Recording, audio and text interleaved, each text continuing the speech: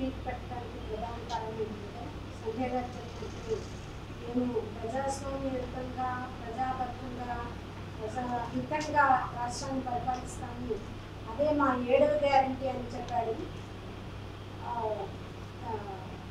చెప్పిన అతి కొద్ది రోజులకే ఉస్మానియా యూనివర్సిటీ రిజిస్ట్రార్ ఒక సర్క్యులర్ విడుదల చేశారు. ఏదంటే యూనివర్సిటీ క్యాంపస్లో ఉద్యమాలు జరగకూడదని, యూనివర్సిటీ క్యాంపస్లో ప్రొటెస్టులు జరగకూడదని. అంటే ఈ 7వ గ్యారంటీ ప్రజాస్వామ్యయుతంగా రాష్ట్రాన్ని పరిపాలించడమా, అప్రజాస్వామ్యయుతంగా రాష్ట్రాన్ని పరిపాలించడం అనేది మేము అడుగుతున్నాము. అంటే తెలంగాణ ఎక్కడ సాధించబడిందంటే ఉస్మానియా క్యాంపస్ నుంచి ఉద్యమ సాధన అనేది జరిగింది. అది కూడా ఆయన మర్చిపోయి అలా చేసేది. ఆనాటి నుంచి నేటి వరకు కూడా ఈయన ఉద్యమాల పట్ల వ్యతిరేకంగా ఉన్నాడా అనిపిస్తుంది.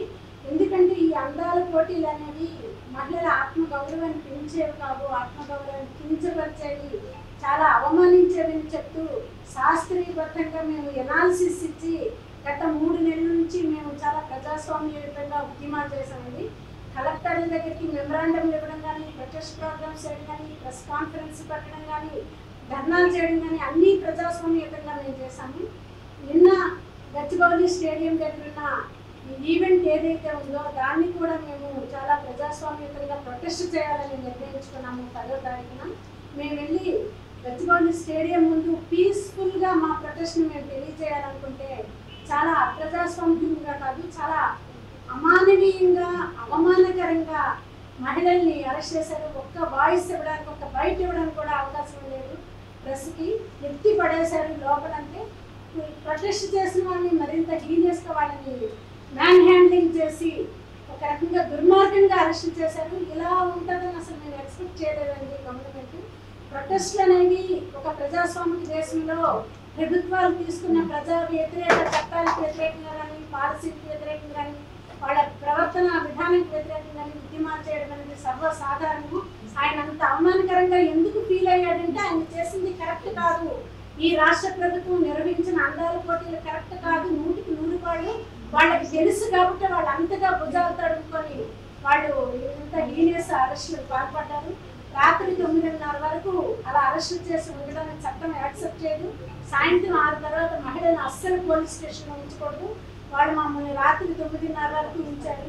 నిన్న హెరిటేజ్ వాక్కి వ్యతిరేకంగా ఉద్యమాలు చేస్తామని చెప్పి హౌస్ అరెస్ట్ చేశారు. చాలా మంది సొంత ముందు అద్దెళ్లలో ఉన్న వాళ్ళ ఇంటి ముందు 6-7 పోలీసులు వచ్చి భయపెడితే రేపటికి ఇల్లు ఖాళీ చేయమంటే ఎవరండి దీనికి జవాబుదారీతనం? వాళ్ళ పిల్లలతో ఎక్కడ ఉండాలండి? మీరు ఏ హాని చేశారమ్మో, మీరు ఏదో చేస్తుంటారు, లేకపోతే పోలీసులు ఎందుకు వస్తారని ఆ అద్దెంటి ఓనర్స్ అడగడం అనేది జరుగుతుంది.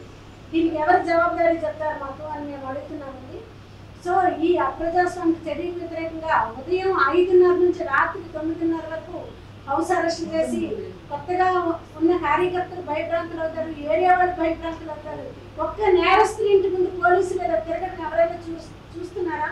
ఒక్క హంతకుడి ముందు పోలీసులు ఏదో తిరగడం చూస్తున్నారా?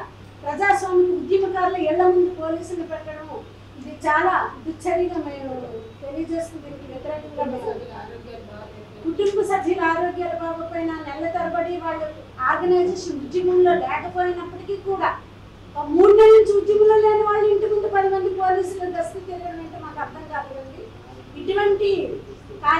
ఇటువంటి ప్రజాస్వామిక ఉద్యమాలను మాత్రం అణచివేయడానికి ప్రయత్నిస్తే రాష్ట్ర ప్రభుత్వానికి ప్రజలు బుద్ధి చెప్పడానికి రెడీగా ఉన్నారు. ఆయన గెలుచుకున్న క్రెడిట్ అంతా పోతుందని మేము తెలియజేస్తూ ఈ ఉద్యమాలను పోలీసుల ద్వారా అణచిపెట్టలేరని